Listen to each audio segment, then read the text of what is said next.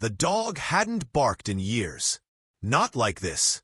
Not with a fury that signaled something was deeply, horribly wrong. Sarah Whitmore stood frozen at the edge of the Blackwater Trail, her hands still gripping the leash that had slipped through her fingers. Her German shepherd Valor, a retired K9, aging but sharp, had bolted the moment they neared the old swamp trail, barking like a siren. He wasn't chasing a squirrel. He wasn't playing. He was digging. The forest had been underwater days earlier. Heavy rains had flooded the banks, churning up rot and debris. Now, in the rising morning mist, Valor was tearing through mud and leaves like his life depended on it. "Valor," Sarah shouted, heart-pounding. "What are you doing?" He didn't stop. She climbed over soggy brush, boots squelching, until she saw it. A metal object, red, rusted, misshapen, but unmistakably an old kitchen oven, half buried, sunken into the earth like time had swallowed a hole. Valor growled low, circling it, staring at Sarah like he'd found something that should never have been found. Sarah had lived with silence for 3 years, ever since her daughter Emma vanished from their backyard one sunny afternoon.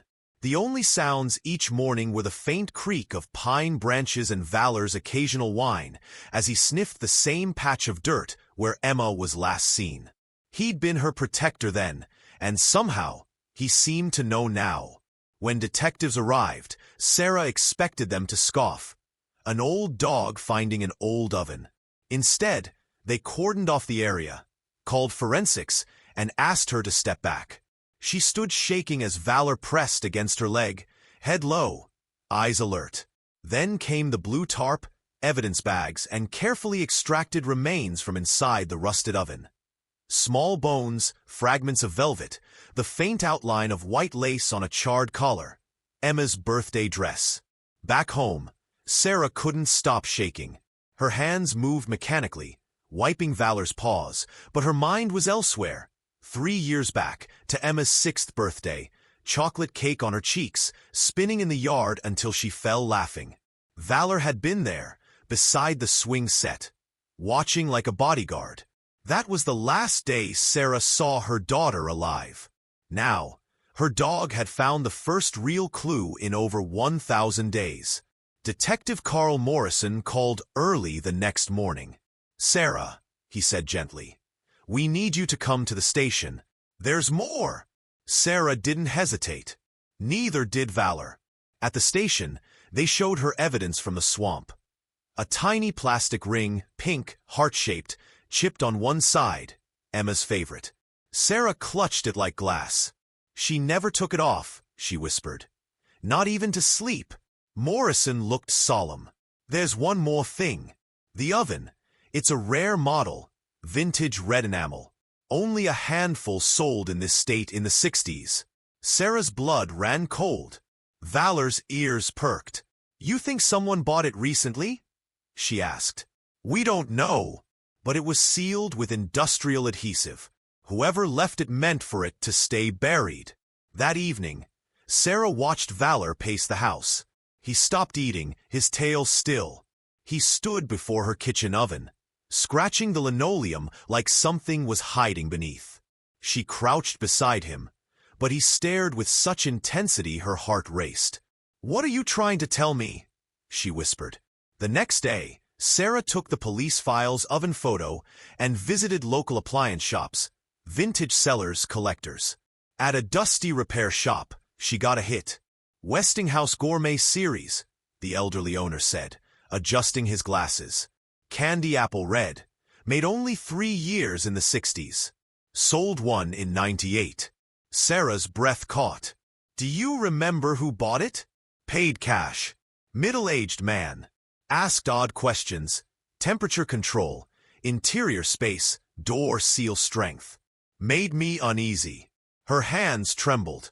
"Can you check your records?" He pulled an old ledger. April 18th, 1998. 5 months before Emma vanished. Back home, Sarah stared at the ledger photo she'd snapped. Valor rested his head on her lap. Why would someone buy an old oven just months before Emma disappeared? Who asks about door seals unless planning something awful? She had a sinking feeling about someone obsessed with details. Someone who promised to sell the cabin after the divorce, but maybe hadn't. Valor growled suddenly, trotting to the kitchen door, staring at the corner pantry. Sarah followed, opened it, and looked inside. Nothing, but above, a box labeled Emma's things. She hadn't put it there. Her hands trembled as she reached for her phone. She didn't call the police. She called Mark. Her ex-husband answered on the second ring. "Hey," he said calmly.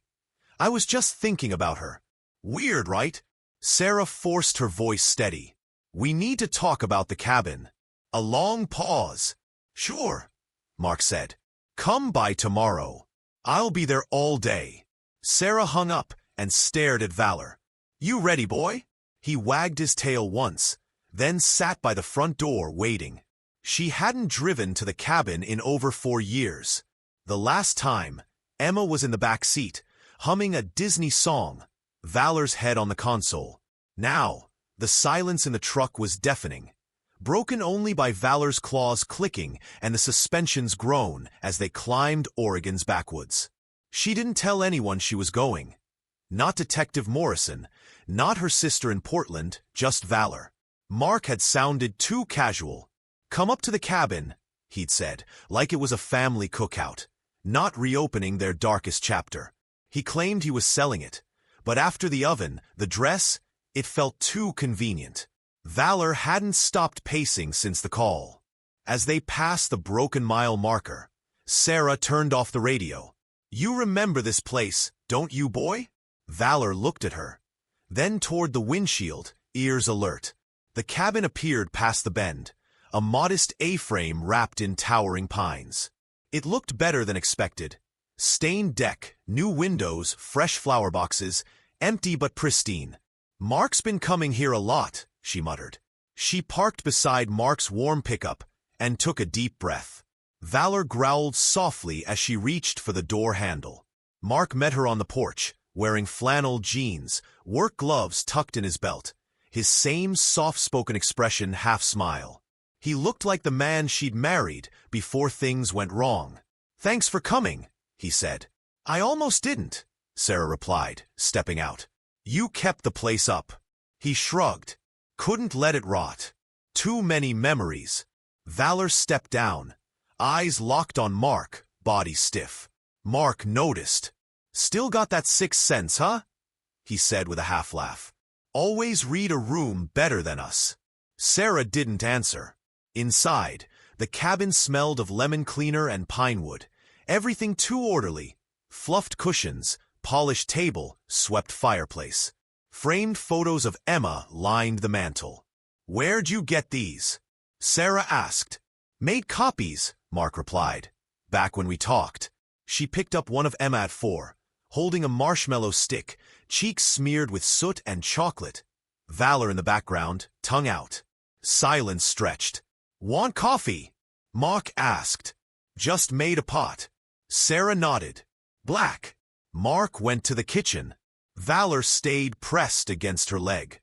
Her eyes wandered to the hallway. The garage door was cracked open.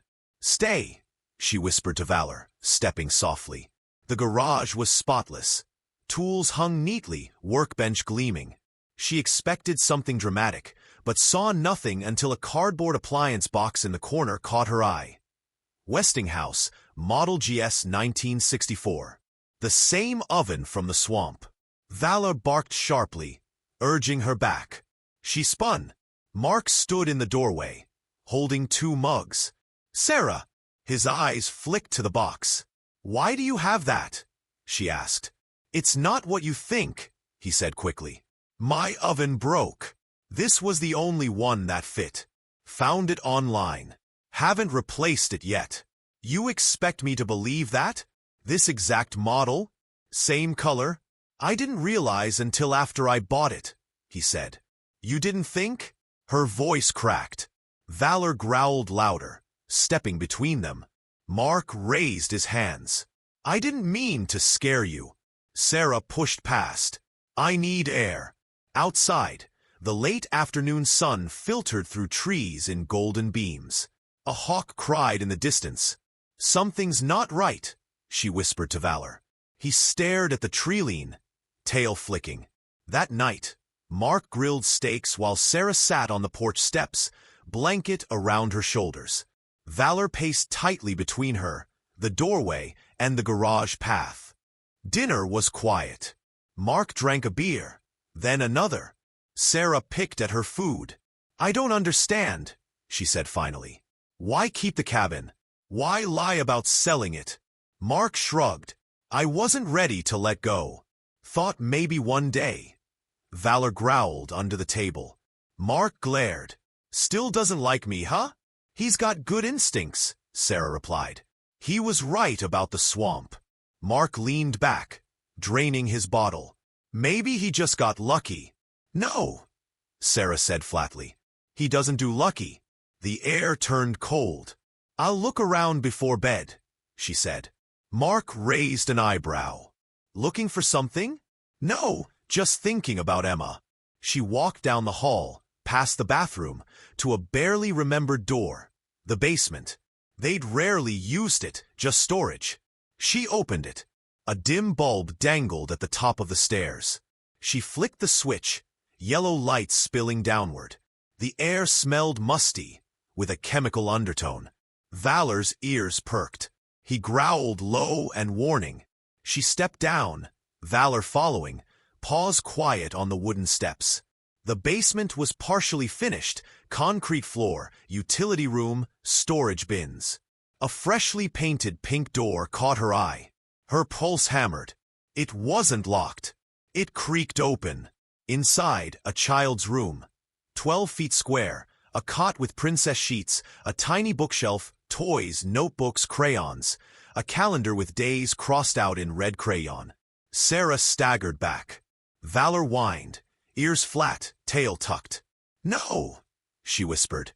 "No, no, no." Footsteps sounded on the stairs.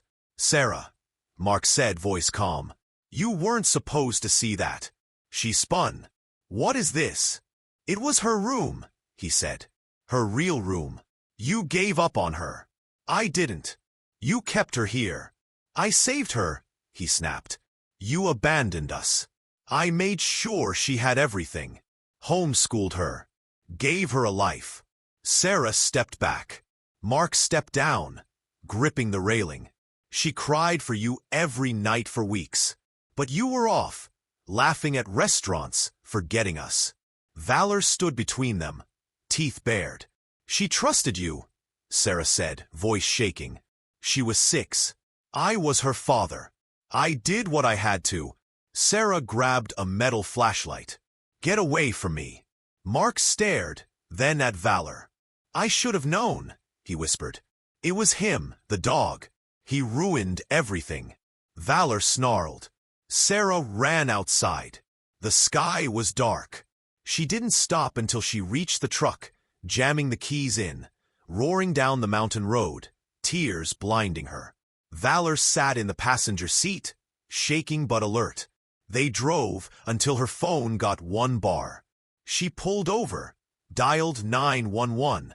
"This is Sarah Whitmore," she said, voice breaking. "My ex-husband. He kept our daughter in his basement. I think he—" She couldn't finish. Valor rested his head on her lap. The engine ticked as it cooled, the only sound besides Sarah's unsteady breath. Her phone gripped tight, knuckles white. Valor watched the rearview mirror like he expected Mark to burst from the woods. He didn't, but the silence felt dangerous. The dispatcher was calm. "Units are en route to the cabin, and your location on Deer Lake Road. Stay put. Lock your doors. Officers are 10 minutes out." 10 minutes felt like forever. Sarah stared at the headlights stretching into the blackness. Her body shook. Not just fear, but the weight of it all. The pink room, the calendar, the oven. Emma had been alive for 3 years, in a basement, while Sarah searched. When red and blue lights flashed through the trees, silent tears spilled over. An officer tapped her window. She lowered it. "Ma'am, Sarah Whitmore?" She nodded. We've got paramedics at the cabin. There's blood, a head injury. You hit him. Yes, she said, with a hammer. He was coming for me. The officer nodded. You did the right thing. They took her to the station in a separate cruiser. Valor rode in the back like a retired officer. No one questioned it. Officers gave him reverence. Detective Morrison met her, his face heavier, aged. We've got a team processing the basement, he said gently. It's worse than we thought. Sarah nodded, arms wrapped tight. She had toys, a bed, a routine, Morrison continued. Drawings of you, of a dog, Valor. Sarah choked back a sob. There's a journal, Emma's. The first pages are dated days after she disappeared. She marked every day. All 1,113. Sarah looked at her hands. She was there while I made statements to the press, spoke at vigils. Morrison's voice broke. We all missed it.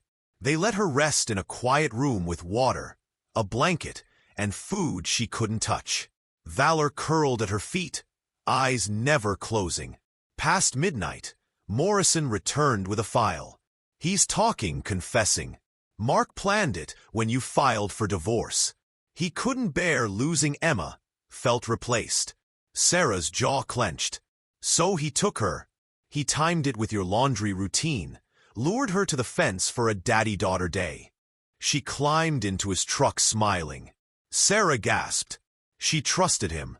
Morrison continued, quieter. He told her you didn't want her. Homeschooled her in the basement.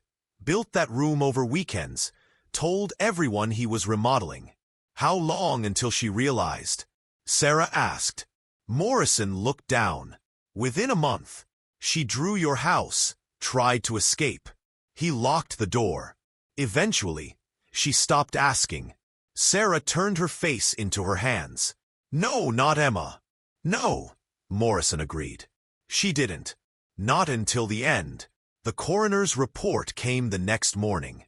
Sarah sat in stunned silence. Carbon monoxide poisoning, Morrison said. Sedatives in her system. He gave her apple juice with grape, her favorite, like you made. Told her it was a hiding game. She climbed into the oven herself. Sarah's knees buckled. She dropped into a chair. He turned the heat up slowly, Morrison said. Carbon monoxide got her before the temperature. She didn't suffer. That's the one grace. Sarah bit down a scream. He planned this. Bought that oven 5 months before. Asked about seals, temperatures. Morrison slid journals onto the table. He wrote about it. Wanted you to find her that way. To imagine it every time you cooked. Sarah vomited into a wastebasket. At noon, she faced the press, flanked by Morrison and child victim advocates. Valor in his old K-9 collar. 3 years ago, my daughter vanished, she began, voice shaking.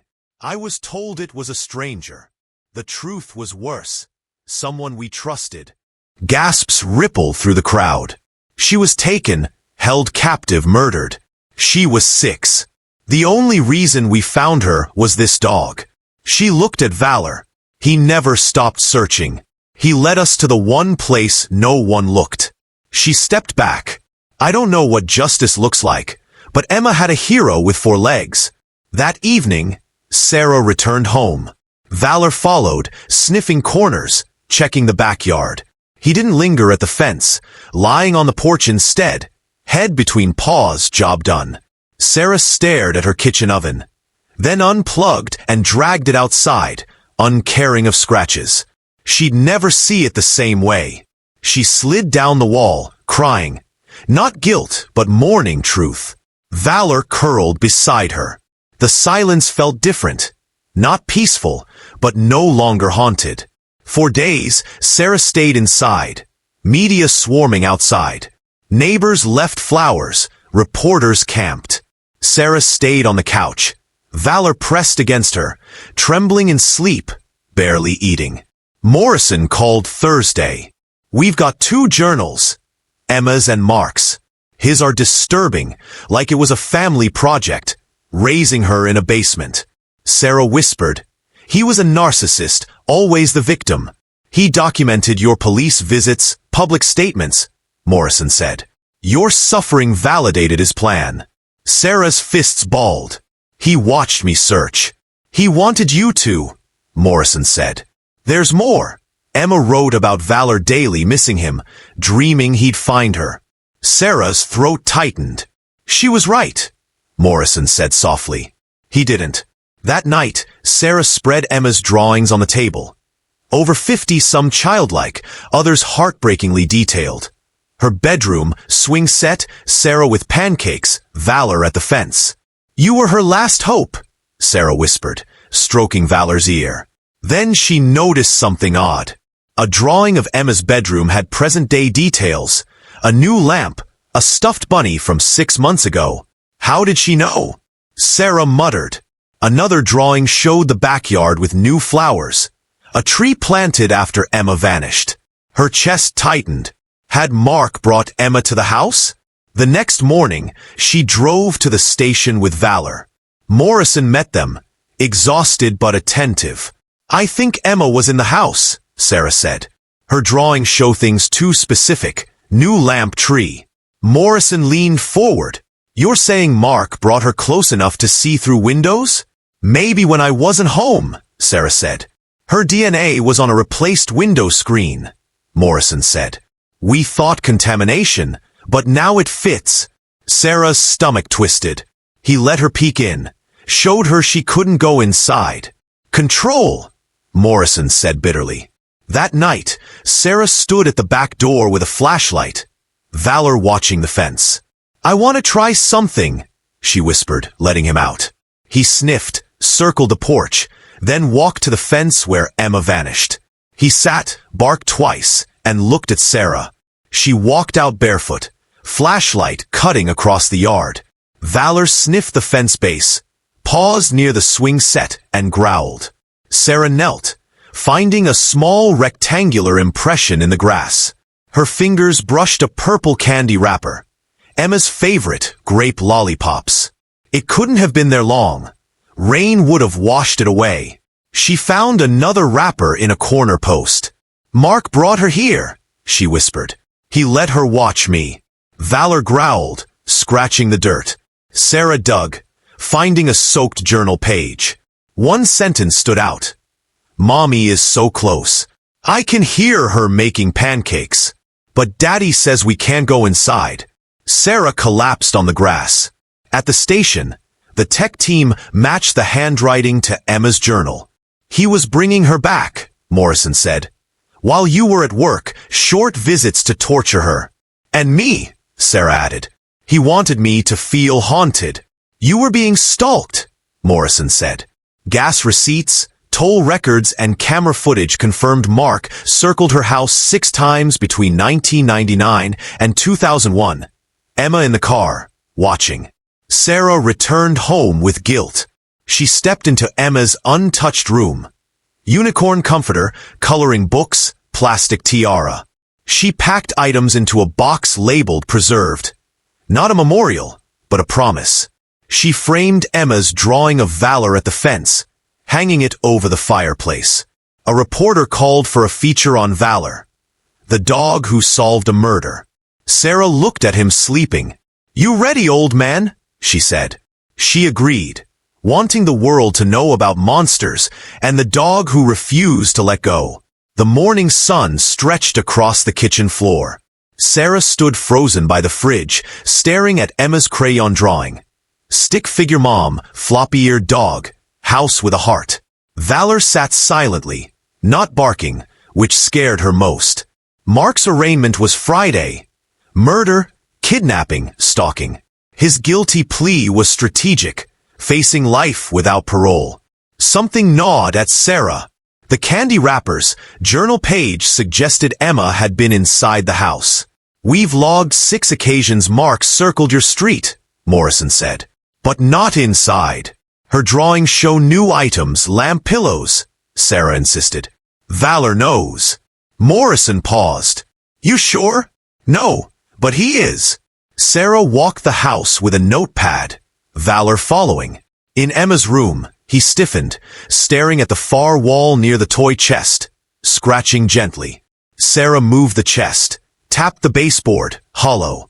With a screwdriver, she pried it open, finding crayons, a notebook, and Emma's pink socks folded neatly.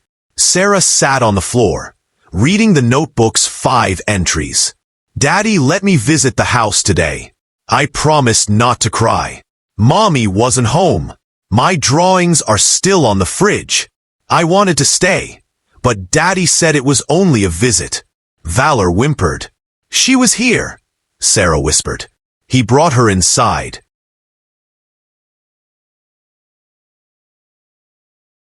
The cruelty was unimaginable.